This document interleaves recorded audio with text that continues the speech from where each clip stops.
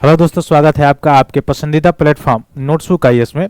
जैसा कि आपको पता है, हम लोग कर रहे हैं साइंस की एनसीईआरटी, और साइंस की एनसीईआरटी में हम लोगों ने क्लास 6 से क्लास 10 तक, चूंकि एनसीईआरटी में आपको साइंस की एनसीईआरटी में अगर आप देखेंगे तो आपको फिजिक्स भी मिलेगा देखने के लिए, केमिस्ट्री भी मिलेगा, बायोलॉजी भी मिलेगा, और साथ साथ इन्वायरमेंट भी देखने को मिलेगा इसमें।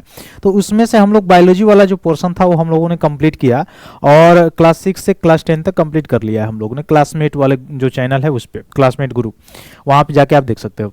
उसके बाद से जो फिजिक्स है उसमें हम लोग क्लास 6, क्लास 7, क्लास 8 की जो एनसीईआरटी है वो कवर किया हम लोग ने। साथ ही अभी पिछली क्लास तक हम लोगों ने क्लास 9 की जो फिजिक्स का एनसीईआरटी है, यानी जो फिजिक्स वाला जो उसका पोर्शन है, यानी भाग जो है, खंड है, वो हम लोग जो है मुख्य रूप से कवर किए हैं साथ में रह के, जो भौतिक विज्ञान है। और लास्ट जो क्लास था उसमें, यानी पिछले क्लास में हम लोगों ने डिस्कस किया था कि परिसर के आधार पे ध्वनि जो है कितने प्रकार की होती है, ध्वनि की श्रव्यता जो है क्या होती है।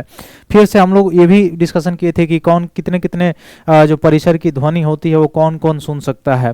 अश्रव्य ध्वनि तरंगे, श्रव्य ध्वनि तरंगे, पराश्रव्य ध्वनि तरंगे, अनुदैर्घ्य तरंग क्या होता है, अनुप्रस्थ तरंग क्या होता है, तारत्व क्या होता है, ध्वनि का परावर्तन क्या होता है, प्रतिध्वनि क्या होता है। इस सारी चीज़ों के बारे में हम लोगों ने डिस्कशन किया है।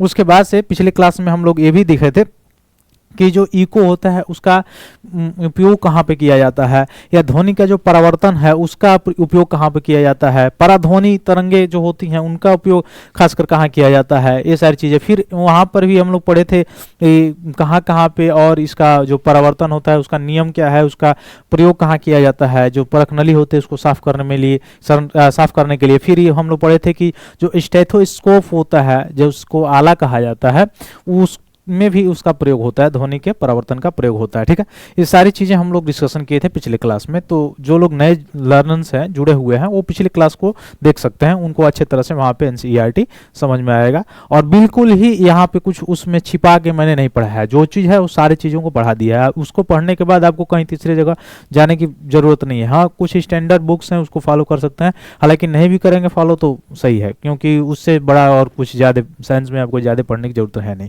एनसीईआरटी अगर आप पढ़ लिए तो। आज हम लोग क्लास 9th में ही जो है खाद्य संसाधन में सुरक्षा, जो इकोलॉजी है उसका थोड़ा सा एक पार्ट है, उसको आज हम लोगों के द्वारा कवर किया जाएगा। तो आइए जल्द से जुड़ जाइए सभी लोग, और अपने ग्रुप में शेयर कीजिए ताकि हम लोग अपने इस पार्ट को स्टार्ट करें। तो चलिए चला जाए। क्या है पहला पॉइंट हम लोगों का, खाद्य संसाधनों में सुधार कैसे। इसको थोड़ा सा हम लोग को रिलेट करें कहाँ कहाँ से, भूगोल से, भूगोल के साथ साथ आपको रिलेट करेंगे इकोनॉमिक्स से भी। भारत में आर्थिक सुधार कब आया, और हरित क्रांति, मुख्य रूप से हरित क्रांति कब आया, जो आप देख सकते हैं उसमें 1966 या 67 के समय, लाल बहादुर शास्त्री जी जब थे उनके कार्यकाल के समय। ठीक है, तो ग्रीन रिवोल्यूशन के समय से, ये चूंकि उससे पहले खाद्य संकट से जूझ रहा था भारत, तो खाद्य संसाधनों में एक जो है सुधार, और सुधार कैसा हो, ऐसा सुधार जो मुख्य रूप से उसमें पोषण मिले, उससे पोषण मिले, ऐसा सुधार। तो उसके बारे में सतत सुधार होना चाहिए, यानी सतत प्रयोग होना चाहिए इसके खाद्य संसाधनों का, यानी जितने भी फूड्स हैं उन सभी का। तो उसके बारे में आज हम लोग पढ़े, जानने का प्रयास करते हैं। क्या कि जो भी जीवधारी होती हैं उनको क्या होता है, भोजन की आवश्यकता होता है, ये हम लोग पढ़े भी हैं बायोलॉजी में। और भोजन की आवश्यकता क्यों होती है, पोषण करने के लिए। ठीक है, क्यों, पोषण करने के लिए। क्यों पोषण करने के लिए भोजन की, क्योंकि भोजन की आवश्यकता और पोषण करने के लिए आवश्यकता इसलिए पड़ती है क्योंकि इससे एनर्जी मिलती है, ऊर्जा मिलती है। अब बोलेंगे ऊर्जा की कार्य क्या है, तो इस ऊर्जा का जो कार्य है, यानी ये जो ऊर्जा मिलती है, यह शरीर के विभिन्न अंगों को संचालित करने का कार्य करती है। ठीक है, जैसे ऐच्छिक गतियां, अनैच्छिक गतियां, इन सभी गतियों को करने के लिए हमको एनर्जी की आवश्यकता पड़ती है। जैसे आपका अगर बाइक है या कोई व्हीकल है, उसको कार्य करने के लिए, उसको चलने के लिए किस चीज की आवश्यकता होती है, ईंधन की, फ्यूल की।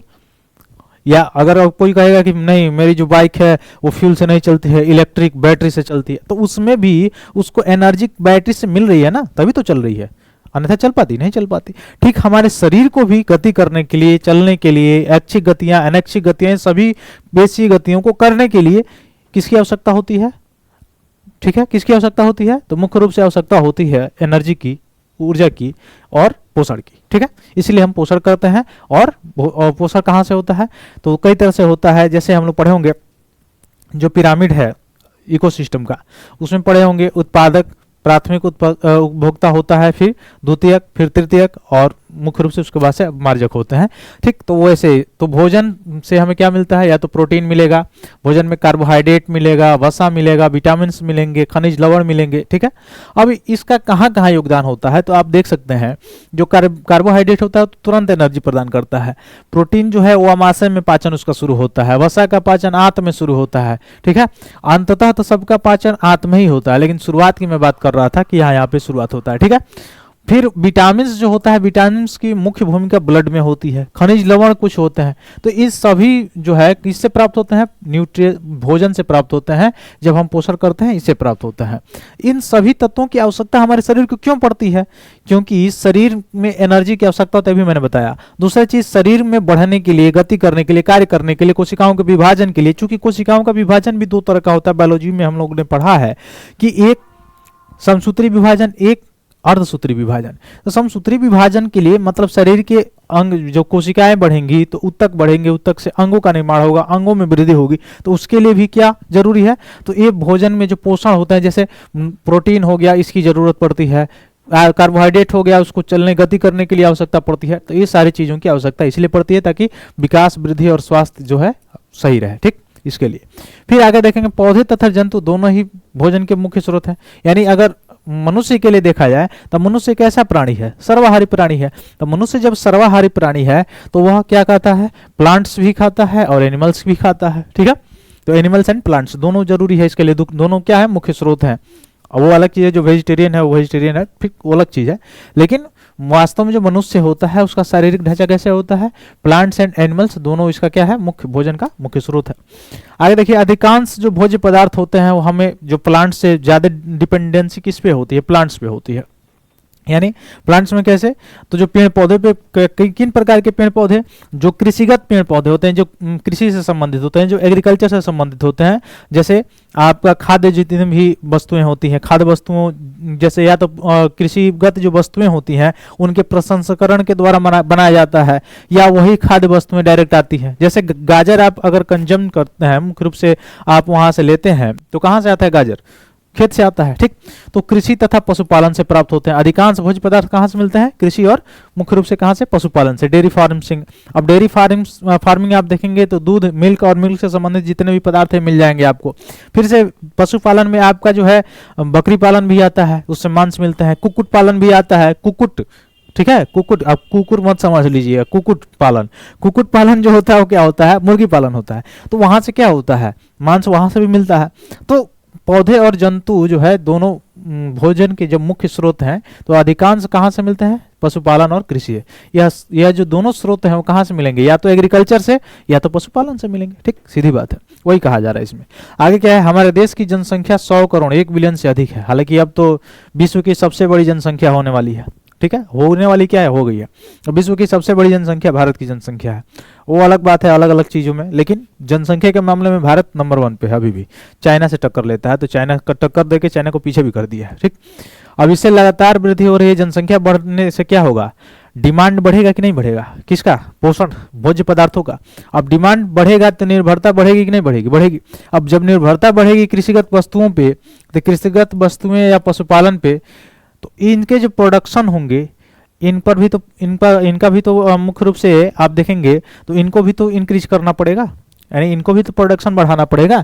अगर इनका प्रोडक्शन ना बढ़े तो क्या होगा, आने वाले समय में क्या हो जाएगा, खाद्य संकट हो जाएगा, खाद्य संकट हो जाएगा।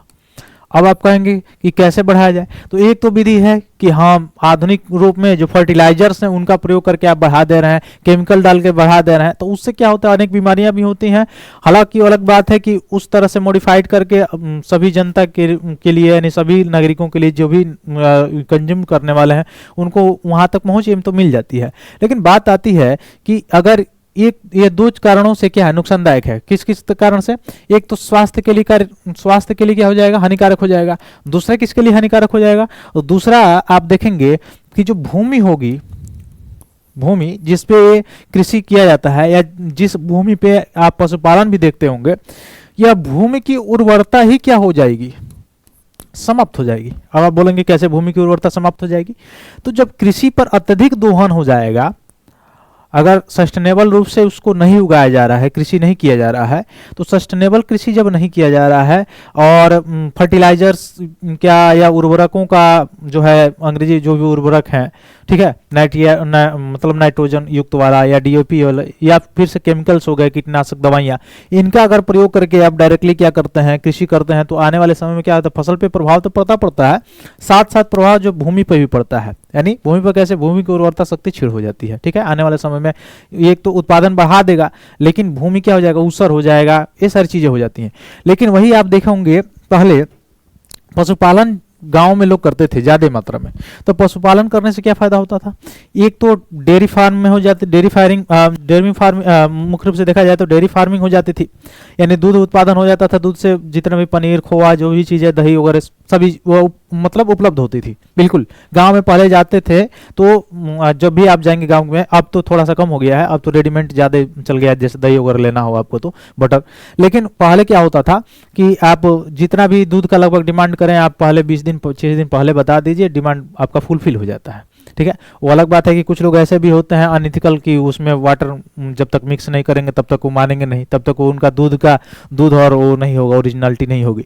लेकिन वास्तविकता तो ये थी कि मिल जाता था। लेकिन आज के समय में देखिए, अधिक माइग्रेशन के कारण, अधिक प्रवास के कारण क्या हो गया, अब प्रवास किन किस कारणों से हुआ है, एक तो डेवलपमेंट के कारण, एजुकेशन सिस्टम के कारण भी हो सकता है, दूसरा जो है सबसे ज्यादा जो प्रवास होता है वो एम्प्लॉयमेंट के कारण होता है, एक राज्य से लोग या एक जगह से दूसरे जगह रोजगार के तलाश में लोग जाते हैं, तो वो इस स्थानांतरण के कारण, माइग्रेशन के कारण क्या हो गया है, अब जो पशुपालन है इस पर भी प्रभाव पड़ा है, इस पर भी प्रभाव पड़ा है। तो इस पर प्रभाव पड़ा है, तो साफ साफ इस पर निगेटिव प्रभाव क्या पड़ा है कि आप जाएंगे तो उतनी पशुएं अब आपको देखने को ग्रामीण क्षेत्रों में नहीं मिलती है, ठीक है। मैं तो अपने वहाँ की बात बता रहा हूँ, वहाँ उतने, जब मैं छोटा, हम लोग थे छोटे छोटे, तो उस समय की जो पशुएं जो होती थी, अभी मैं केवल गाय और भैंसों की मैं बात बता रहा हूँ, बाकी तो अभी अलग रखिए उसको, तो उस समय जितना प्रोडक्शन था उतना इस समय नहीं है, ठीक है। क्योंकि अधिकांश लोग जो अभी का जो श्रम बल है, वो अधिकांश श्रम बल जो है वो शहर की ओर प्लान कर रहा है, सीधी बात यह है। ग्रामीण कृषि भी वैसे ही प्रभावित हो रही है, क्योंकि वहाँ पे जो है श्रमिक ही नहीं मिलते हैं आपको। अब श्रमिक ही नहीं मिल रहे हैं तो फिर कृषि जो है वो कार्य में बाधा आती है। फिर उसके बाद से भी और सारी चीज़ें होती हैं, क्या कि जो ये डेयरी फार्मिंग होती थी, तो इससे क्या होता था, जो इन पशुओं के मलमूत्र होते थे, यानी जैसे गांव में गोबर कहा जाता है इसको, इस पे मार्स गैस भी बनाया जाता था, या इसके जो मल त्याग करते थे जो पशु, उनके मल त्याग करने से जैविक खाद बनाई जाती थी, और जैविक खाद जब खेतों में डाली जाती थी तो भूमि की उर्वरता शक्ति और बढ़ती थी। अब वह भूमि की उर्वरता शक्ति जब बढ़ती थी तो उत्पादन अच्छा रहता, खेत की भूमि की जो उर्वरता शक्ति भी बरकरार रहती थी, उसमें जो जैविक मुख्य रूप से देखा जाए कि जो जीव होते हैं, जैसे केचुआ हो गया, वो भी रहता था। अब केचुआ का बहुत बड़ा उपयोग है, उपयोग क्या है कि वह जो है भूमि को और मतलब भुरभुरा बनाता है और उसकी उपजाऊपन को और बढ़ाता है, ठीक है, ये उसका काम है। और भौम जल भी क्या होता है, नियंत्रित रहता है, भूमि का जो जल है वो भी नियंत्रित रहता है।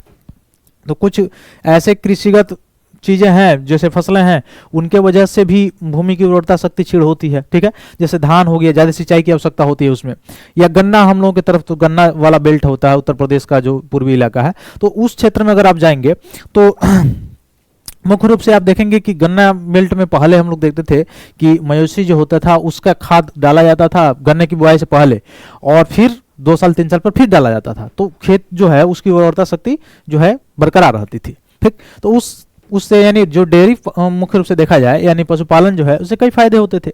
अब यह स्थिति जो है दयनीय हो गई है, कम हो गई, ठीक है। ग्रामीण क्षेत्रों में बात है, हालांकि सरकार के द्वारा बहुत सारे प्रयास अब किए जा रहे हैं, धीरे धीरे इसमें भी बढ़ोतरी देखने को मिल रही है, लेकिन इससे क्या हो गया, अब इसका लिंक सीधे आप करेंगे, इसके कमी के कारण क्या हो गया, सीधे प्रभाव पड़ा। एक तो मिल्क प्रोडक्शन, आप पाउडर वाला ज्यादा देखेंगे, दूध वगैरह या उससे मिठाइयाँ बनती हुई दिखाई देगी आपको, जो कि स्वास्थ्य के लिए भी हानिकारक है। पहला चीज स्वास्थ्य के लिए हानिकारक है, अगर गरीब को अगर हो गया बीमारी तो उसको और गरीबी के ट्रैप में फंसा देगा। अगर आप इकोनॉमिक पढ़े होंगे तो आपको समझ में आ रहा होगा। दूसरा चीज अगर क्या होगा इससे कि स्वास्थ्य के कारण तो ये हो गया, दूसरा चीज ये हो गया कि यह सीधे सीधे कहीं ना कहीं जो खाद्य संकट है, उसको सीधे सीधे डिनोट्स कर रहा है। कैसे? खाद्य संकट कैसे इससे हो सकता है? आने वाले समय में अगर भूमि की, जैसे अगर मवेशी नहीं है तो ये जैविक खाद अगर नहीं डाले जा रहे हैं, अगर उर्वरक का ज्यादा प्रयोग किया जा रहा है, तो उससे क्या होगा? भूमि जो है उत्पादन क्षमता उसकी खराब हो जाएगी, उर्वरता सब समाप्त हो जाएगी। तो जब उर्वरता समाप्त हो जाएगी, उत्पादन क्षमता खराब हो जाएगी, तो क्या होगा? उसमें उत्पादन कम होने लगेगा या उत्पादन होगा ही नहीं। जब उत्पादन नहीं होगा तो खाद्य संकट होगा, पहली बात। दूसरी बात ये हो गया कि इसमें जो डेयरी फार्मिंग होता है उसमें जो प्रोडक्शन होता है उसमें कमी आ जाएगी, ठीक है। तो उसमें आ जाएगी कमी, तो क्या होगा? स्वास्थ्य पर भी प्रभाव पड़ेगा और खाद्य संकट भी आ जाएगा, क्योंकि उतना जनसंख्या तो बढ़ रही है, तो उस जनसंख्या के मुताबिक वह कंज्यूम करने वाला वस्तु भी तो होना चाहिए, ठीक है। तो हालांकि अब अलग अलग प्रोग्राम में चलाए जा रहे हैं, वन डिस्ट्रिक्ट वन प्रोग्राम या वन ब्लॉक स्तर पे भी प्रोग्राम मतलब मुख्य रूप से चलाए जा रहे हैं, जो अलग अलग जो कृषिगत वस्तुएं हैं उनको बढ़ावा मिल रही है। तो उसमें लोग और ज़्यादा खेती में, थोड़ा जैविक जो कृषि है उसके लोग अब धीरे धीरे अग्रसर हो रहे हैं, और अग्रसर होना भी चाहिए, क्योंकि अगर जैविक कृषि आप करते हैं तो एक चीज है जो स्वास्थ्य, जो मुख्य रूप से देखा जाए जो प्रोडक्शन है वो भी होता है, और आपके खाद्य संकट की जो मुख्य रूप से आप देख सकते हैं उसमें भी हो सकता है। दूसरा चीज रिसर्च एंड डेवलपमेंट में भी गवर्नमेंट, इसीलिए आप देख लीजिए पूरे भारत भर में कितना रिसर्च एंड डेवलपमेंट है जो एग्रीकल्चर सेक्टर में है। बिल्कुल, आप विश्वविद्यालय देख लीजिए, यूनिवर्सिटी देख लीजिए, भारत भर में कितना है एग्रीकल्चर लेवल में, ठीक है। और अब ये मैं नहीं कह रहा हूं कि नहीं है, लेकिन उसकी डेटा और जो देख सकते हैं साइंस एंड टेक में जैसा है या अन्य क्षेत्रों में जैसा है, उसके मुकाबले उसकी क्या स्थिति है, इसको मैं कह रहा हूं, ठीक है। तो वो सारी चीजें कहीं ना कहीं ये इम्पैक्ट करती हैं, और भारत एक कृषि प्रधान देश है, तो ये सारी चीजें हैं, ठीक। तो ये आप समझ रहे होंगे। तो अन्न उत्पादन की आवश्यकता होगी, ये सब मैंने बता दिया। आगे देखिए, भारत में पहले से ही अत्यधिक स्थान पर खेती होती है, तो कृषि के लिए अधिक भूमि की उपलब्धता संभव नहीं है। अब देखिए, भूमि कैसा संसाधन है? सीमित है कि असीमित है? भूमि तो सीमित संसाधन है। अब भूमि सीमित संसाधन है, अब कैसे आप कह सकते हैं कि भूमि सीमित संसाधन है? क्योंकि भूमि जो है वो तो उतना ही है, वो तो बढ़ने वाला है नहीं। अब भारत का जितना भौगोलिक क्षेत्र है उतना ही है, और उसमें जितना मैदानी क्षेत्र है जिसमें खेती की जाती है, उस क्षेत्र तो बढ़ने वाला है नहीं, क्योंकि जनसंख्या बढ़ने के कारण वह और भी छोटी होती जाएगी। जनसंख्या बढ़ने के कारण क्या होता जाएगा? छोटा होता जाएगा। बढ़ने वाला तो कंडीशन है नहीं, तो जब बढ़ने वाला कंडीशन नहीं है और छोटा हो जाएगा, तो उत्पादन क्षमता बढ़ाने के लिए क्या होगा? रिसर्च एंड डेवलपमेंट में प्रयोग करना पड़ेगा, जैसे अलग प्रकार की बीजें आए, और ऐसे बीज आए तो जीएम जो है फसल उनकी बात हो रही है, जो है जैसे बीटी कपास जो है उसमें होता है। तो इससे ऐसे मतलब रिसर्च एंड डेवलपमेंट में ऐसे फसलों का मतलब उगाई होना चाहिए, ऐसे रिसर्च में फसलों के लिए सोचना चाहिए जिसमें आपका विकास भी हो, यानी उत्पादन भी बढ़े, लेकिन उसका इफेक्ट ना पड़े किसी जो है मनुष्य पर, या मुख्य रूप से देखा जाए जो भूमि की प्रकृति है उस पर, ठीक है। ये सारी चीजें। तो अब देखिए, फसल तथा पशुधन के उत्पादन की क्षमता को बढ़ाना क्या है? आवश्यक है, मैंने बताया है। फिर हरित क्रांति के समय फसल उत्पादन में वृद्धि किया हुआ है। श्वेत क्रांति में दूध का उत्पादन बढ़ाया। दूध का उत्पादन क्यों आवश्यक है? क्योंकि आपको पहले से ही पता है कि दूध से सारी चीजें, बहुत सारी चीजें जो है प्रोडक्शन की जाती हैं, प्रसंस्करण होती है। जैसे आप जो है मिठाई देख सकते हैं, मिठाइयों में बहुत सारी मिठाइयाँ हैं, पनीर हो गए, चीज हो गए, या बटर हो गया, दही हो गया, बहुत सारे प्रोडक्शन इसमें मतलब जो है पशुपालन जो है मुख्य रूप से वहां से आपको देखने को मिल जाएगा। फिर आप देखेंगे पशुपालन में ही आप देखेंगे जो कुक्कुट पालन होता है, वहां से भी बहुत सारे प्रोडक्शन आपको देखने को मिल जाएगा। हालांकि उसको ग्रामीण क्षेत्र से अलग रखना चाहिए, क्योंकि वहां से मीथेन गैस का जो मुख्य रूप से उत्सर्जन होता है वो कहीं ना कहीं स्वास्थ्य पर इम्पैक्ट पड़ेगा उसका, ठीक है। तो उसको अलग रखना चाहिए, ठीक। आगे देखिए, कृषि से अधिक उत्पादन प्राप्त करने के लिए हमें क्या होना चाहिए? वैज्ञानिक प्रबंधन प्रणालियों को अपनाना चाहिए, ठीक। तो देखिए कैसे कैसी खेती, कृषि खेती, मिश्रित खेती करना चाहिए। मिश्रित खेती क्या है? जैसे गांव में आप देखे होंगे कि लोग क्या करते हैं, गन्ना की बुआई कर देते हैं, और गन्ना की जब बुआई होती है तो उसमें बीच में क्या होता है? प्याज भी बो देते हैं। और उससे क्या होता है? उससे ये होता है कि प्याज का जो है मुख्य रूप से जो छिलका वगैरह जो भी होता है, जब उसको निकाला जाता है प्याज को, तो उसको निकाल के तो रख लिया जाता है, बाकी उसको उसमें छोड़ दिया जाता है, फिर पानी चला दिया जाता है, सिंचाई कर दी जाती है, तो उसमें सड़ता है और जैविक खाद बन जाता है। तो गन्ने के लिए भी उपयुक्त हो जाएगा, उसके लिए। और दो मुख्य रूप से आपके क्या हो गए? फसल भी हो गए, दो फसल भी साथ साथ हो गए उसके, ठीक। वैसे ही आप देखे होंगे आलू इधर बोया जाता है, बीच में क्यारियों में क्या गोभी लगा दिया जाता है, ठीक है। ऐसे भी होता है। तो इसके बाद मिश्रित खेती को बढ़ावा देना चाहिए, ठीक है। अंतरा फसलीकरण तथा संगठित कृषि प्रणालियों को अपनानी चाहिए। जैसे उदाहरण के लिए पशुधन को, कुक्कुट पालन हम समझ रहे हैं, मुर्गी पालन वगैरह जो होता है, मत्स्य पालन को बढ़ावा देना चाहिए। मछली पालन को, ठीक है। मधुमक्खी पालन का ये तो सबसे बड़ा एक अच्छा उपाय है। मधुमक्खी पालन जो है यह अगर कम जगह भी हो उसमें भी यह जो है कामयाब हो सकता है मधुमक्खी पालन, ठीक है। आप इसमें डबल जो है मिश्रित खेती का एक मुख्य रूप से देख सकते हैं। मिश्रित जो कृषि है या मिश्रित जो खेती है उसका भी प्रकार भी हो सकता है मधुमक्खी पालन। एक ही कृषिगत जो क्षेत्र है उसमें आप कोई फ्रूट हो वगैरह सारी चीज़ें या फ्लावर्स हो उनका भी प्रोडक्शन कर सकते हैं और मधुमक्खी पालन भी कर सकते हैं। आप दोनों का प्रोडक्शन साथ में हो सकता है, ठीक है। तो और जो किसान है उसकी आय भी बढ़ सकती है और प्रोडक्शन भी बढ़ सकता है, ठीक। तो ये बहुत सारे इसमें क्या है संभावनाएं हैं।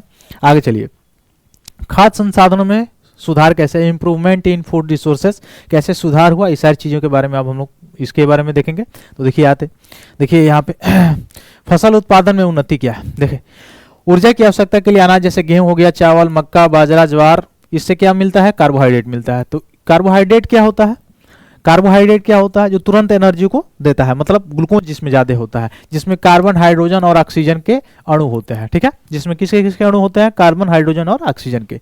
हालांकि गेहूं में प्रोटीन भी मिलता है, ठीक है। तो ऊर्जा की आवश्यकता के लिए गेहूं, चावल, मक्का, बाजरा, ज्वार, इस सबसे कार्बोहाइड्रेट मिलता है। फिर दालों में देखा जाए कौन कौन दाल, चना हो गया, मटर, उड़द, मूंग, अरहर, मसूर, इस सबसे प्रोटीन प्राप्त होता है सर्वाधिक मात्रा में। तो दालों से क्या मिलता है, हमें प्रोटीन मिलता है। फिर तेल वाले जैसे बीज हो गए, जैसे सोयाबीन का बीज हो गया, मूंगफली हो गया, तिल हो गया, अरंड हो गया, सरसों हो गया, अलसी हो गया, सूरजमुखी हो गया, इसमें से क्या मिलता है, इससे वसा मिलता है, फैट मिलता है। तो यहाँ से आपको देखने को मिल रहा है ये सब सोर्सेस हैं, सोर्सेस ऑफ एनर्जी। कार्बोहाइड्रेट के क्या सोर्स हैं, प्रोटीन के क्या सोर्स हैं, वसा के क्या सोर्स हैं, ये हम देख सकते हैं। तो ये प्रोटीन के सोर्स हैं, ये क्या है कार्बोहाइड्रेट के, और यह किससे के हैं, वसा के सोर्स हैं। ठीक वैसे सब्जियों में देखिए, अच्छा बहुत लोग, कुछ लोग बहुत इंजीनियर होते हैं। जैसे सब्जी होती है तो हरी सब्जियां को क्या किया जाता है, पहले धो लिया जाता है, उसके बाद से काटा जाता है सब्जी बनाने से पहले। लेकिन कुछ लोग इतना इंजीनियर होते हैं, खासकर भारत में महिलाओं का दिमाग कुछ अलग चलता है।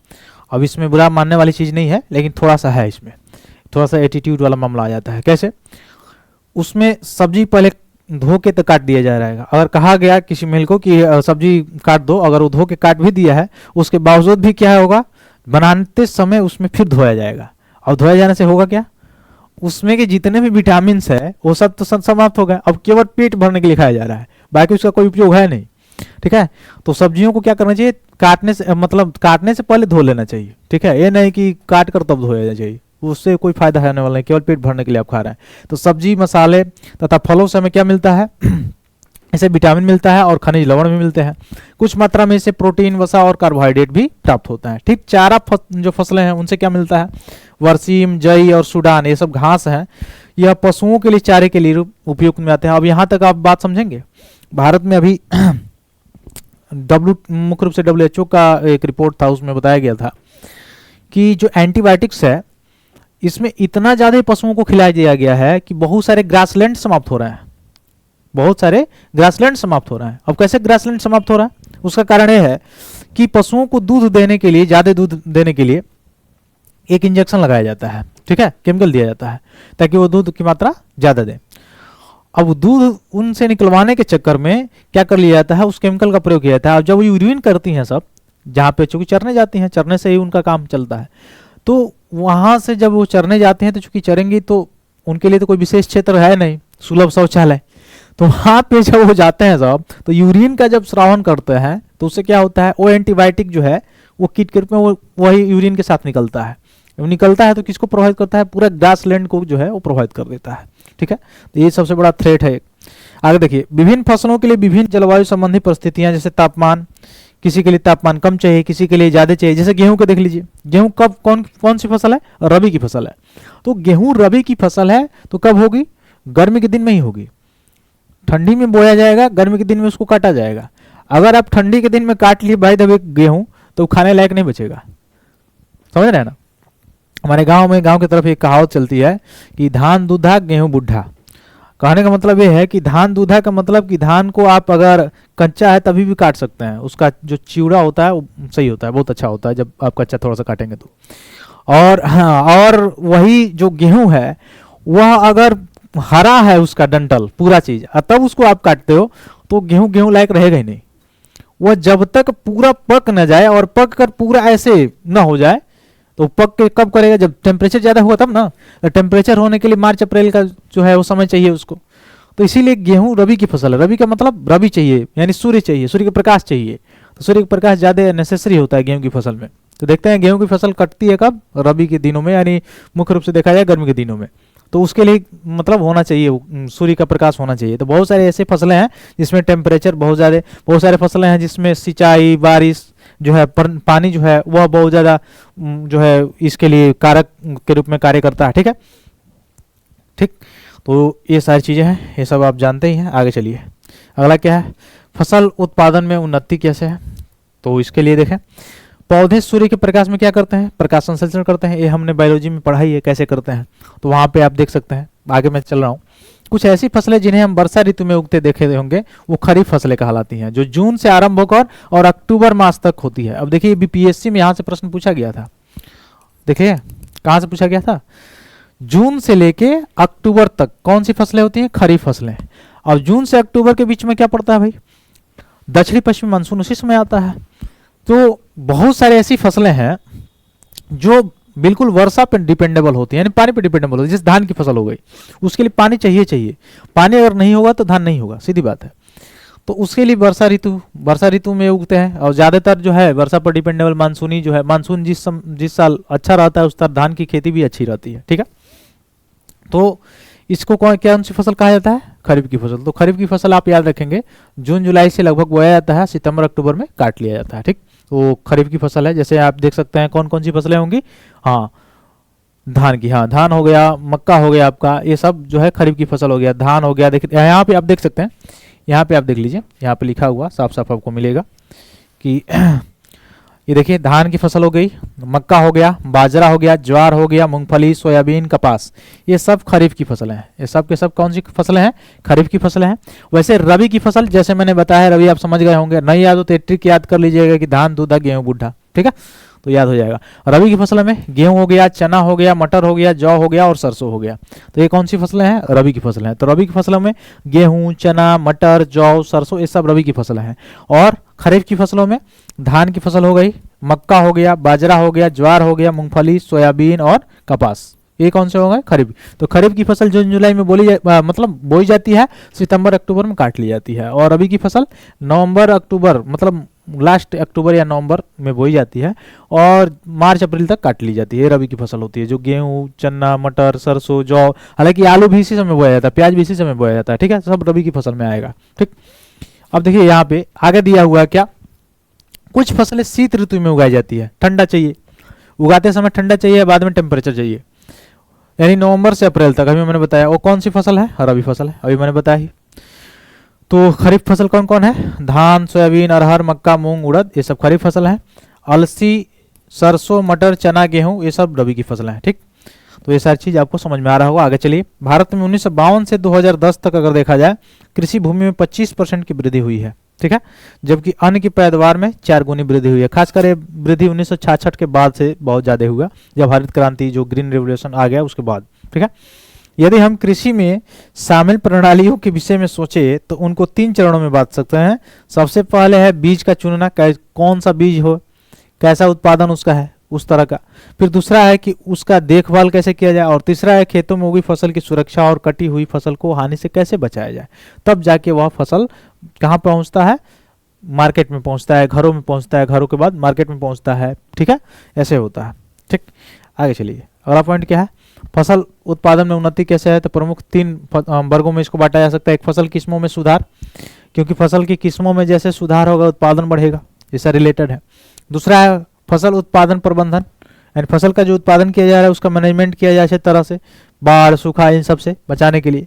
तीसरा फसल सुरक्षा प्रबंधन, कीट पतंगे, इन सब से कैसे सुरक्षा किया जाए। ठीक है, ये फसल सुरक्षा अधिनियम। हालांकि कटने के बाद तक, जब तक कि उस गेहूं निकाल नहीं लिया जाता, अगर रबी की मैं बात बताऊं, तब तक थ्रेट बना रहता है कहीं ना कहीं। अगर काटते समय बारिश आ जाए तो और ज़्यादा दिक्कत है। दूसरा चीज, उस समय यह बहुत ज़्यादा डर बना रहता है कि कहीं फायर न लग जाए, आग न लग जाए, क्योंकि गर्मी का मौसम होता है, थोड़ा सा भी कहीं चिंगारी निकलेगा पूरा पूरा का पूरा। अधिकतर मिलता भी है सुनने को, ये सारी चीज़ें न्यूज सुनने को मिलती भी होगी आपको। आगे देखिए, फसल की किस्मों में सुधार कैसे किया गया। ये फसल का उत्पादन अच्छा हो, इसके लिए फसल के किस्मों में सुधार करना। अब इस सुधार कैसे हो सकता है? अनुसंधान से हो सकता है, रिसर्च एंड डेवलपमेंट से हो सकता है, ठीक है। तो हाँ, और रिसर्च एंड डेवलपमेंट में भारत सरकार का जो है पूरा खर्च बजट का 0.7% भी नहीं है, ठीक है। इसको थोड़ा सा बढ़ाना चाहिए, ठीक। और पीपीपी मॉडल भी अपनाना चाहिए। हालांकि इसमें और भी कुछ थ्रेट है क्या, कि जो आप कॉलेज देख सकते हैं या यूनिवर्सिटीज देख सकते हैं, इसमें भी एग्रीकल्चर से संबंधित जो एजुकेशन है उसको नेसेसरी करना चाहिए, या इनसे एग्रीकल्चर से संबंधित भी कोर्स को बढ़ावा देना चाहिए। इससे संबंधित भी रिसर्च एंड डेवलपमेंट को बढ़ावा देना चाहिए, ठीक है, तब जाके सुधार कुछ होगा। अब मैं आपको बता रहा हूँ, ये सच्चाई है, पता ना आप लोगों की तरफ होता होगा कि नहीं होता होगा। हमारी तरफ में, अभी मैं अपनी जिला की बात कर रहा हूँ, मात्र पूरे जिले में 1 से 2 कॉलेज होंगे जो यहाँ पे एग्रीकल्चर की सिलेबस है। 1 से 2 ही कॉलेज हैं, बाकी कहीं नहीं है। अब इससे आप समझ सकते हैं कि कितना बड़ा, मतलब कितना पीछे की तरफ धकेला जा रहा है, ठीक है। तो यहाँ पर भी बढ़ाने की कहीं ना कहीं ज़रूरत है, तब जाके ये सारी चीज़ें इसमें उन्नति होंगी। अच्छे स्पीसीज तभी आ पाएंगे, ऐसे स्पीसीज लिख देने से तो आएंगे नहीं, ठीक है। तो उसमें अनुसंधान होगा, रिसर्च होगा, जैसे सभी क्षेत्रों में जैसे नीट पास करके बच्चे जाते हैं। अब जो बहुत ज़्यादा जिस क्षेत्र में उस विषय का शुरू से ही पढ़ाई नहीं होती है, उसमें क्या होता है, उसको क्या, उस बच्चों को क्या पता, वो तो शुरुआत से यही जानता है किस में जाना है, या तो आर्मी में जाना है, या तो किसी प्रशासनिक सेवा में जाना है, नहीं तो ढेर से ढेर डिप्लोमा में जाना है, नहीं तो किसी व्हीकल के उसमें जाना है, इंजीनियरिंग में जाना है, नहीं तो सिविल इंजीनियर बनना है। बस कृषि क्षेत्र में अगर आप कह दें तो बाय द वे ही 1 से 2% होंगे जो लोग अभी बात कर रहे होंगे कि मुझे कृषि क्षेत्र में जाना है। अभी के लिए तो ठीक है, चल जा रहा है, कोई बात नहीं, लेकिन इसका प्रभाव आने वाले 50 वर्ष के बाद देखने को मिलेगा, जब जो उत्पादन है, कृषि में उत्पादन है, और ही कम हो जाएगा। इसके चलते नहीं, रिसर्च एंड डेवलपमेंट के चलते नहीं, वो तो अलग बात है। इसके चलते कि जो वो जनसंख्या जो आज काम कर रही है, कृषि में उत्पादन कर रही है, उसकी अधिकतर जनसंख्या जो है वो माइग्रेट होकर किसी अन्य क्षेत्र की ओर घूम रही है, तलाश कर रही है। तो किसी अन्य क्षेत्र की वो जब तलाश कर रही है, सब सर्विस सेक्टर की तरफ से अलग सेक्टर की तरफ, यानी सेकेंडरी या थर्डरी जो सेक्टर की तरफ जब तलाश कर रही है, तो जो प्राइमरी सेक्टर है उस पर डिपेंड, उसके पे क्या होगा, इम्फेक्ट पड़ेगा, प्रभाव पड़ेगा, उत्पादन नहीं होगा, और वही आके जाके खाद्य संकट भी होगा। तो वो तो अलग है, सूखा, डिजास्टर, वो तो अलग चीज है, वो तो एक चीज है ही है जिसके चलते खाद्य संकट होता है या हो रहा है। लेकिन उसके पीछे एक ये भी कारण आप देखिए कि खाद्य संकट एक बनने के लिए कोई भी कहीं भी आप गांव में नहीं सुने होंगे कि मेरा लड़का जो कृषि में काम करेगा। बाय द वे अगर कोई कह दिया तो कह दिया, नहीं तो नहीं। अब इसमें बहुत बुरी बात भी नहीं है, इसमें ये है कि उसको सस्टेनेबल मुख्य रूप से एडुकेटेड किया जाए। अब एडुकेटेड कब होगा, जो प्राइमरी लेवल से बच्चों को इस जिस सारी सभी चीज़ों के बारे में शिक्षा दी जाती है, इन सभी चीज़ों के बारे में शिक्षा दिया जाए, अवेयरनेस किया जाए, मंथली जो है मीटिंग किया जाए किसानों को, उनमें बताया जाए, उनको सुविधाओं को, जो सुविधाएं, बहुत सारी सुविधाएं लॉन्च किया है गवर्नमेंट, उस सुविधाओं को के बारे में उनको बताया जाए, वह सुविधाएं उनके पास जो है नेसेसरी पहुंच हो उसकी, और मार्केट तक आज जितना आसान पहुंच बनाने के लिए गवर्नमेंट पहल कर रही है, वो सभी पहल उन पे वास्तव में वो लाभ पहुंचे, केवल कागज में न पकड़े, तब उधर जो है अग्रसर होंगे। और खासकर एजुकेशन सेक्टर में तो और ज़्यादा बढ़ाने की जरूरत है, क्योंकि एजुकेशन सेक्टर में जब लोगों का जो है दिमाग जाएगा उधर, तब जाके उनको अवेयरनेस होगा, और कहीं ना कहीं जो नई पीढ़ियां हैं वो भी अग्रसर होंगी एग्रीकल्चर की तरफ, कि हाँ इससे भी लाभ होता है, इसके तरफ भी चला जाए, तब आने वाले समय में खाद्य संकट से बचाया जा सकता है। तो एक डिजास्टर वगैरह तो है ही है खाद्य संकट के लिए, ये भी एक बहुत बड़ा थ्रेट है, ठीक है। आगे चलिए, अगला क्या पॉइंट है, फसल की किस्मों में सुधार। अलग अलग किस्मों के, वही मैं बता रहा था, ऐसा किस्म बनाना चाहिए जो उत्पादन ज़्यादा हो, तो वही इसमें बात की जाए। उच्च उत्पादन के लिए प्रति एकड़ फसल की उत्पादकता को बढ़ावा देना, इसमें रिसर्च वगैरह, हाइब्रिडाइजेशन करना, संकरण करना, ये सारी चीज़ें हुए। ये उन्नत किस्म जो है, फसल उत्पाद की गुणवत्ता प्रत्येक फसल में भिन्न होती है। जैसे दाल में प्रोटीन की गुणवत्ता होती है, तिलहन में तेल की गुणवत्ता होती है, फल सब्जियों में का संरक्षण महत्वपूर्ण जो है वे है। फिर जैविक अजैविक प्रतिरोधकता, जैसे जैविक रोग, कीट, निमेटेड, अजैविक जैसे सूखा, क्षारकता, जलाक्रांति, गर्मी, ठंड या पाला, इस परिस्थितियों के कारण भी फसल क्या होता है, उत्पादन से नष्ट हो जाता है। इस पे एक तो सबसे बड़ी समस्या अभी तक ये थी भंडारण। अभी आप हर वर्ष न्यूज में सुनते होंगे कि इतना क्विंटल, इतना टन जो है प्याज सड़ गया गोडाउन से। ये सबसे बड़ा थ्रेट तो ये यहाँ पे है। भारत में पिछले, अभी आप देख सकते हैं पिछले 8 या लगभग 10 माह से आपको लहसुन का रेट आप देखे होंगे मार्केट में क्या है, अभी तक उसकी प्राइस कम नहीं हुई। प्याज में आप देख ही रहे हैं कि कितना, मतलब अभी तक प्राइस उसका कुछ ज़्यादा वो कम हुआ है, लेकिन कम नहीं है ज़्यादा, ठीक है। उसका कारण कहीं ना कहीं यह भी है, जमाखोरी जो है ये भी चलता है। जमाखोरी के अलावा अगर आप देख सकते हैं कि अभी उतना मैनेजमेंट अच्छी तरह से नहीं है ग्रामीण क्षेत्रों में या अलग अलग ब्लॉक स्तरों पे, जहाँ पे लोग अपने अधिकतम उत्पादन जो संबंधित जो वस्तुएं हैं, कृषिगत वस्तुएं, वो उसको क्या कर स्टोर करके रखें। हालांकि गवर्नमेंट पहल कर रही है, उसके लिए कार्य कर रही है, लेकिन इसको और बढ़ावा जल्द से जल्द इंप्लीमेंट करने की जरूरत है, ठीक है। ये सारी चीज़ें हैं। फसल उत्पादन यानी फसल नष्ट होने से बचाया जा सके, ये सारी चीज़ें। प्रतिवर्ष खेतों में कई फसलें उगा सकते हैं, ठीक। तो ये सारी चीज़ें ज्ञान होनी चाहिए। हालांकि गवर्नमेंट के द्वारा बहुत सारे इनिशिएटिव लिए गए हैं, लेकिन वही मैं बताया, ठीक, कि उसमें उसको जड़ तक ले जाने की ज़रूरत है, ठीक। आगे चलिए, अगला पॉइंट क्या है, फसल उत्पादन प्रबंधन केवल जो है टेबल तक ले जाने से नहीं होने वाला है। तो फसल उत्पादन प्रबंधन, ये देखिए क्या है। तो अन्य कृषि प्रधान देशों के समान भारत में भी कृषि छोटे छोटे खेतों से लेकर बहुत बड़े फार्मों तक में होती है, या कई तरह के जो है आपको किसान देखने को मिल जाएंगे। जो लघु सीमांत जो है किसान है वो भी मिल जाएंगे आपको देखने के लिए। ऐसे भी होंगे जो केवल अपने घर के लिए ही डिपेंडेंसी है, उतना ही उनका जो है भूमि है, उतना ही उत्पादन करते हैं। तो इसमें कोई गलत बात है नहीं, लेकिन हाँ, अगर वो अपने ही उत्पादन के लिए करते हैं तब भी कहीं ना कहीं से वह भरपूर्ति तो होती ना होती है। तो सही है, बिल्कुल सही है। तो उसमें उत्पादन कैसे बढ़ाया जाए इसके बारे में सोचना चाहिए। इसलिए विभिन्न किसानों के पास भूमि, धन, सूचना तकनीकी उपलब्धता कम और अधिक होती है, ठीक, अलग अलग है। फिर आगे देखिए, इसमें लिखा हुआ है बिना लागत उत्पादन, अल्प लागत उत्पादन तथा अधिक लागत उत्पादन प्रणालियां इसमें सम्मिलित है फसल उत्पादन प्रबंधन में। अब आगे देखिए पोषक प्रबंधन क्या है। तो पौधों को, ऐसे पौधे तो उग नहीं जाते हैं, बहुत सारी चीजें इसमें करनी पड़ती है, सिंचाई से लेके निगरानी से करके निरानी तक सारी चीजें करनी पड़ती है। तो पौधों को पोषक पदार्थ हवा, पानी और मिट्टी से प्राप्त होते हैं, आपको पता ही है।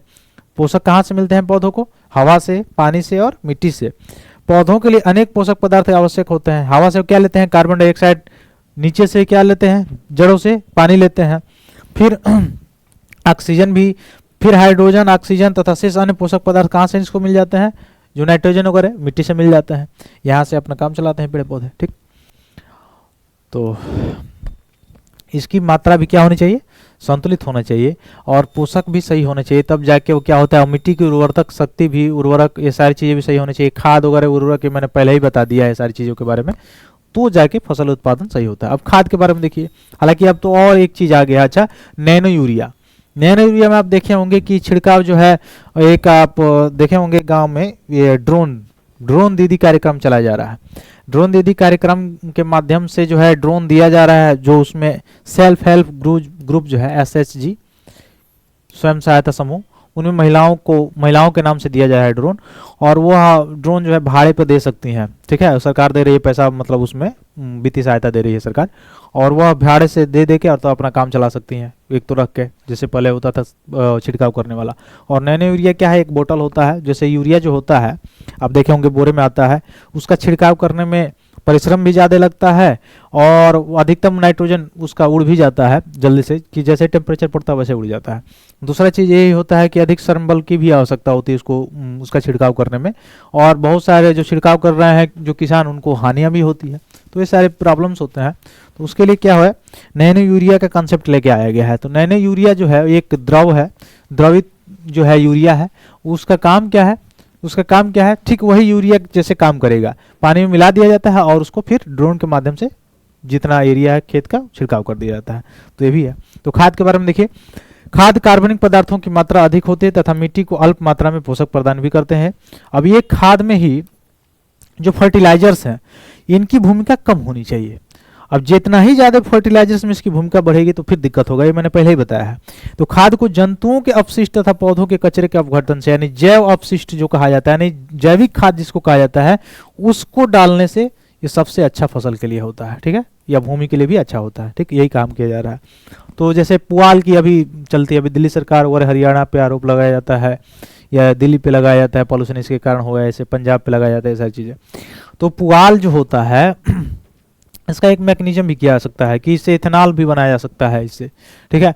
फिर इसमें बायोगैस बनाया जा सकता है इसको। फिर ये आप मुख्य रूप से देख सकते हैं इसको अपशिष्ट के रूप में, जो वहाँ जो पुआल होता है उसको क्या किया जा सकता है, हाँ, जैविक खाद भी बनाया जा सकता है। अच्छा, आप सुने हैं ढैंचा, सुने हैं ढैंचा, हरा खाद होता है, छोटा छोटा होता है, वो खेतों में पहले उगा दिया जाता है और जो ट्रैक्टर होते हैं उनसे, यानी जो मशीन होते हैं कृषिगत, उनसे उसको उसमें रोटावेटर के माध्यम से उसमें मिला दिया जाता है, कट जो बड़े बड़े थोड़ा सा हो जाता है, कटवा के उसी में, और पानी चला दिया जाता है। वो जब उसमें सड़ते हैं तो हरे खाद का प्रयोग करता है। ये सब चीज़ों का एक सब मैकेनिज्म का जो है प्रयोग करना चाहिए, ठीक है। तो इससे होगा, तो मिट्टी की उर्वरता को क्या करते हैं, बढ़ाते हैं, या उसमें जल धारण क्षमता को भी, मिट्टी की जो जल धारण क्षमता है उसको भी बढ़ाते हैं। उर्वरता कैसे बढ़ती है, नाइट्रोजन की क्षमता रखने की बढ़ती है, क्योंकि पेड़ पौधे डायरेक्ट नाइट्रोजन तो वायुमंडल से लेते नहीं है, तो जो मिट्टी जो है उससे लेते हैं नाइट्रोजन, ठीक है, और नाइट्रोजन को नाइट्रेट में बदलते हैं।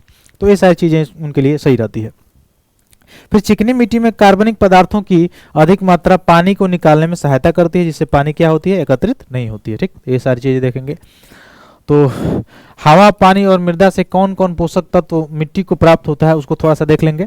हवा से प्राप्त होता है कार्बन और ऑक्सीजन, पानी से आप देखेंगे हाइड्रोजन और ऑक्सीजन प्राप्त होता है, मृदा से आप देखेंगे बृहद पोषक प्राप्त होते हैं, nitrogen, phosphorus, potassium, calcium, magnesium, sulphur, ये सब मिट्टी से प्राप्त होते हैं।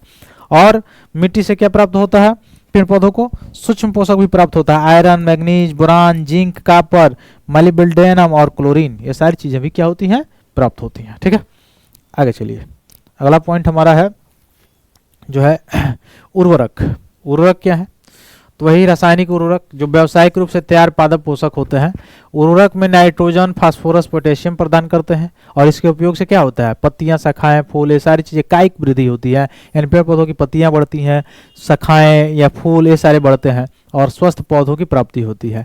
लेकिन यह उर्वरक में रासायनिक उर्वरकों का प्रयोग कम करना चाहिए, नहीं करना चाहिए, ठीक है, क्योंकि इसके बढ़ावा देने से फसल, स्वास्थ्य और भूमि पर भी क्या पड़ती है, हानि पहुंचती है, ठीक। अगला पॉइंट है क्या, सिंचाई। सिंचाई क्या है, भारत में अधिकांश खेती वर्षा पर आधारित है, आपको पता ही है, और अर्थात अधिकांश क्षेत्रों में फसल की उपज समय पर मानसून आने से क्या होता है, अच्छा होता है, यानी सबसे ज्यादा डिपेंडेंसी किस पे है, मानसून पे है। वृद्धि काल में उचित वर्षा होने पर निर्भर। अब इसमें जब जलवायु परिवर्तन हो रहा है, इसे लिंक कीजिएगा, जब जलवायु परिवर्तन हो रहा है तो क्या होगा, सूखा कहीं बहुत ज्यादा, कहीं बहुत ज्यादा बाढ़ आ जाएगा, तो उससे क्या होगा, उससे फिर इस पे प्रभाव पड़ेगा, किस पे, सिंचाई सिस्टम पे। और जब सिंचाई सिस्टम पे जब प्रभाव पड़ेगा तो उससे क्या होगा, प्रभावित भौम जल, एक तो जहाँ पे सूखा हो गया भौम जल पे प्रभाव पड़ेगा। दूसरा चीज जो है, जहाँ पे नदियों से दूर क्षेत्र है वहाँ तो भौम जल प्रभावित होगा ही होगा। दूसरा चीज ये है कि प्लांट्स जो है वो नहीं बढ़ पाएंगे। अब बाढ़ आ गया तभी खत्म हो जाएंगे, सूखा होगा तभी खत्म हो जाएंगे, तो यह कहीं ना कहीं खाद्य संकट को भी बढ़ावा देगा। या हीट वेव्स भी खाद्य संकट को बढ़ावा देता है, ठीक है, गरीबी को बढ़ावा देता है, असमानता को बढ़ावा देता है। ये सारे टॉपिक इंपॉर्टेंट है आपके लिए, ठीक। आगे देखिए, फसल की वृद्धि काल में उचित समय पर सिंचाई करने से क्या होता है, फसल में उत्पादन बढ़ सकता है, उत्पादन बढ़ने के लिए जरूरी है, ठीक। आगे देखिए, पानी की कमी अथवा वर्षा की अनियमितता के कारण सूखा होता है। तो ये हम बताया ही पहले कि सूखा क्यों होता है, किस कारण से होता है। तो सूखा होने से और सारी दिक्कतें होती है, फसल उत्पादन प्रभावित होता है। अब देखिए, कुएं दो प्रकार के होते हैं, खुदे हुए कुएं और एक नलकूप होता है, ठीक है। तो खुदा हुआ जो कुआं होता है, भूमिगत जल स्तरों में पानी को एकत्रित किया जाता है, जो वर्षा की पानी होती है, अन्य सब पानी होती है, उस जब एकत्रित होता है, तो खुदा हुआ कुआं में जब एकत्रित होता है, उससे पहले देखे होंगे, उससे सिंचाई का भी काम किया जाता था, या फिर से पीने के पानी के रूप में भी इसका उपयोग किया जाता था, ठीक है। और उसमें एक दवा डाली जाती थी पहले पीने के लिए, जब उस कुएं के पानी को यूज किया जाता था, जब यूज करते थे लोग, तो उसमें एक दवा डाली जाती थी, लाल दवा। क्या डाला जाता था, लाल दवा। इसका नाम क्या है, इसका नाम है KMNO4, पोटेशियम परमैंगनेट। क्या नाम है, पोटेशियम परमैंगनेट नाम है, ठीक है। तो लाल दवा डाली जाती थी जो कुएं के पानी को शुद्ध करता था, ठीक है। अब आप कहेंगे ब्लीचिंग पाउडर, हमको पता है ब्लीचिंग पाउडर बोलेंगे आप, ब्लीचिंग पाउडर से भी होता है पानी साफ, ठीक है भाई साहब। चलिए आगे चलिए। तो इन कुओं से सिंचाई के लिए पानी को पंप द्वारा निकाला जाता है। अब नहरों में क्या होता है, नहरें भी सिंचाई का साधन है, ठीक। नहरों के द्वारा नहरों के बाद क्या है, नदियां भी हैं। अब नहरों में बहुत सारे नहर, एक बड़ी नहर होती है, उससे भी छोटी छोटी नहरें निकाली गई होती हैं, तो उनसे भी क्या होता है। और फिर पंप आप देखे होंगे, फिर आप देखे होंगे प्रधानमंत्री कुसुम योजना, ठीक है, एक आप देखे होंगे प्रधानमंत्री कुसुम योजना।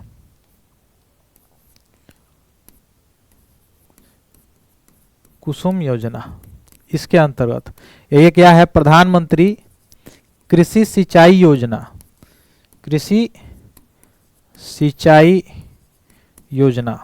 ये बहुत सारी योजनाएं जो है यह सिंचाई, कृषि सिंचाई के लिए पर्याप्त अभी वर्तमान में चल रही हैं। फिर नदी जल प्रणाली, जो उठाव प्रणाली है, यह भी इससे भी होता है मुख्य रूप से क्या, सिंचाई। नदियों के किनारे स्थित खेतों में सिंचाई करने के लिए नदियों से सीधे पानी निकाल लिया जाता है। फिर तालाब है, छोटे छोटे जलाशयों में छोटे बहते हुए पानी जब संग्रहित होता है तो तालाब का रूप ले लेता है, तालाब से भी होता है सिंचाई। तो सिंचाई के बहुत सारे पैटर्न है, हालांकि सबसे ज़्यादा डिपेंडेंसी जो होती है भारत में वो मानसून पे होती है, दक्षिणी पश्चिमी जो मानसून होती है वो। अच्छा, ये जो उत्तर भारत में अभी जो ठंडी के दिनों में जो वर्षा होता है किसके कारण होता है, पश्चिमी विक्षोभ के कारण होता है, ठीक ना। ठीक है, उसके याद रखिए। आगे देखिए फसल पैटर्न। तो मिश्रित फसल में 2 या 2 से अधिक फसलों एक साथ उगाया जाता है, ये मैंने पहले ही बताया। जैसे मैं बताया कि गन्ना के खेत में क्या होता है, मुख्य रूप से गन्ना जो कृषि की जाती है उसके साथ साथ प्याज की भी बुआई कर दी जाती है, लहसुन की भी बुआई कर दी जाती है। तो क्या है, मिश्रित कृषि है। इसके अलावा भी और सारी चीज़ें होता है, जैसे अगर आलू बोया जाता है तो उसके क्यारियों में गोभी भी बो दिया जाता है। तो ये मिश्रित फसल है, ठीक है, मिश्रित फसल की बुआई होती है। ठीक, तो कह रहा है जैसे गेहूँ चना बोया जाता है, गेहूं सरसों भी बोया जाता है, कहीं कहीं मूंगफली सूर्यमुखी भी आप देखे होंगे। इससे हानि होने की संभावना कम हो जाती है, क्योंकि फसल के नष्ट होने पर भी फसल उत्पादन की आशा बनी रहती है एक न एक फसल की। तो मिश्रित फसल पैटर्न को भी अपनाना चाहिए, ये कहा जा रहा है इसमें। फिर फसल पैटर्न में देखा जाए अंतरा फसलीकरण। देखिए अब ये क्या होता है, अंतरा फसलीकरण किसे कहते हैं, जब 2 या 2 से अधिक फसलों को एक साथ एक ही खेत में निर्दिष्ट पैटर्न पर उगाते हैं, एक ही पैटर्न पर उगाया जाता है तो उसको अंतरा फसलीकरण कहा जाता है। यानी कुछ पंक्तियों में एक प्रकार की फसल तथा उनके एकांतर में स्थित दूसरी पंक्ति में दूसरी प्रकार की फसल। जैसे एक में एक तरह की फसल, दूसरे में दूसरे तरह की फसल, फिर एक तरह की फसल, फिर दूसरे में दूसरे तरह की फसल। इस तरह के जो पैटर्न होता है उसको अंतरा फसलीकरण कहा जाता है। जैसे सोयाबीन, मक्का, बाजरा और लोबिया, ठीक है। तो याद रखेंगे अंतरा फसलीकरण में कौन कौन है, तो अंतरा फसलीकरण में है आपका सोयाबीन, मक्का और बाजरा और लोबिया। ठीक, आगे चलिए। अनाज का भंडारण। अनाज का भंडारण अभी मैंने बताया, भंडारण सबसे बड़ी समस्या है भारत में। इसके लिए अलग अलग जो है गोडाउन्स गवर्नमेंट बना रही है अभी, लेकिन देखते हैं भारत जो है जनसंख्या ज़्यादा है, क्षेत्र ज़्यादा है, तो उस तरह से भी पिकअप भी करना चाहिए। देखिए आगे, कृषि उत्पाद के भंडारण बहुत हानि होती है, क्योंकि अगर भंडारण नहीं होता है तो अधिकांश जैविक जो कीट होते हैं, जैसे आप देखे होंगे छोटे छोटे कीट होते हैं, गेहूं को नष्ट कर देते हैं, या चूहे होते हैं नष्ट कर देते हैं, ठीक है, कवक या चिचड़ी, ये सब जीवाणु होते हैं, ये हानि पहुंचाते हैं। तो उसके भंडारण पर नमी और ताप का अभाव रहता है, इसलिए तो इसके लिए भी उपयुक्त परिस्थितियां होती है। गांव में तो अलग अलग मैकेनिज्म लोगों के पास है, और रियल भी है, सही भी है मैकेनिज्म। वो लोग अपना जैसे एक होता है बखार टाइप का कुछ, तो उसमें जो है नीम के पत्ते को डाल देते हैं, वो सारी चीज़ें, और एक दवाई जो है वो डाल देते हैं, फिर रख देते हैं गेहूं को, तो उससे बचा रहता है। ठीक, तो ये कारक उत्पाद की गुणवत्ता को खराब कर देते हैं, वजन कम कर देते हैं। अनाज के अगर या अनाज अंकुरण हो जाए, उसमें जम जाए, नमी हो जाए, तब भी दिक्कत है। तो इसके लिए ज़्यादा से ज़्यादा क्या है, गोडाउन बनाने की ज़रूरत है, ठीक है, भंडारण गृह बनाने की ज़रूरत है गवर्नमेंट को अलग अलग जगह पे, ये सारी चीज़ें। ठीक है, आगे चलिए। अगला पॉइंट क्या है, अनाज का भंडारण वही चीज़ है, तो इसका प्रबंधन करना चाहिए। इन विधियों के भंडारण से पहले उत्पाद के नियंत्रित सफाई को अच्छी तरह सुखाना, फिर घूमक का प्रयोग जिसमें पीड़क मर जाते हैं। तो वही मैंने बताया कि पहले क्या करते हैं, जैसे गेहूं को ही डालना है अगर ड्रम में, तो ड्रम में डालने से पहले क्या किया जाता है, उसको सुखाया जाता है, फिर सुखाने के बाद डाला जाता है, ठीक है, ताकि उसमें जो नमी है वो खत्म हो जाए, या मुख्य रूप से देखा जाए अच्छी तरह सूख जाएगा तो जो घूमक होंगे, जो फ्यूमिगेशन होगा, उसका उपयोग जो है किया जाता है, जो उसमें जैविक जो जीवाणु होते हैं उनको मारने के लिए। फिर पशुपालन में चलिए, पशुपालन में मैंने पहले ही बता दिया सारी चीज़, हालांकि इसलिए बता दिया है तो अब बस थोड़ा थोड़ा पढ़ते हम लोग चलेंगे आगे। ये पशुधन के प्रबंधन को पशुपालन कहा जाता है, ठीक है, पशुपालन में सब चीज़ आ जाएगा, ठीक है, डेयरी जो फार्मिंग है वो भी आ जाएगा, कुक्कुट पालन, मत्स्य पालन, सब आ जाएगा। इसके अंतर्गत बहुत से कार्य जैसे भोजन देना, प्रजनन, रोगों पर नियंत्रण करना, ये सब सारी चीज़ें, जनसंख्या वृद्धि तथा रहन सहन के स्तर में वृद्धि के कारण अंडा, देखिए अब अंडा का प्रोडक्शन जो है भारत में टॉप 3 लेवल पे होता है, मतलब यहाँ से निर्यात भी होता है, ये समझ जाइए। तो ये कहीं ना कहीं बहुत ज़्यादा इंपॉर्टेंट है। अब देखिए यहाँ पे लिखा गया है कि पशु उत्पाद का पोषक मान प्रतिशत में देखिए कितना है। दूध जो गाय देती है उसमें वसा 3.60, प्रोटीन 4, शक्कर 4.5, खनिज 0.70 और जल 87.20 होता है। और विटामिन देखेंगे तो B1, B2, B12, D और E, ये सभी विटामिन गाय के दूध में उपस्थित आपको देखने को मिल जाएंगे, ये सभी के विटामिन। वैसे ही देखेंगे अंडा में, तो अंडा में आपको 12 जो है सबसे ज़्यादा वसा मिलता है और प्रोटीन सबसे ज़्यादा मिलता है। प्रोटीन 13%, वसा 12%, 1% खनिज मिलता है, 74% जल मिलता है। विटामिन B2 और डी जो है विटामिन डी का भी स्रोत क्या है, अंडा है। ठीक है, वैसे मांस में देखेंगे तो 3.60 वसा मिलता है, 21.10 प्रोटीन आपको देखने को मिलेगा, खनिज 1.10 देखने को मिलेगा, जल आपको 74.20 देखने को मिलेगा और विटामिन B2 और B12 भी बी कॉम्प्लेक्स जिसको कहा जाता है वो मांस में ही आपको देखने को मिलेगा। फिर मछली में आप देखेंगे तो वसा 2.50, प्रोटीन 19.00%, खनिज 1.30%, जल 77.20% और इसमें विटामिन में नियासिन मिलेगा, विटामिन डी मिलेगा और विटामिन ए रतौंधी जो होता है, ये सभी ये विटामिन इसमें क्या है, उपस्थित है। ठीक, आगे चलिए। तो ये सारी चीज़ें जो है आपका ये जो है ये चैप्टर रहा, ये समाप्त हो गया। आशा करते हैं आप सभी को ये सारी चीज़ें स्पष्ट रूप से समझ में आई होंगी। अगर समझ में आई है तो लाइक कीजिए, सब्सक्राइब कीजिए और ज़्यादा से ज़्यादा शेयर कीजिए। मिलते हैं फिर एक अगले क्लास के साथ, तब तक के लिए बहुत बहुत धन्यवाद दोस्तों। जय हिंद।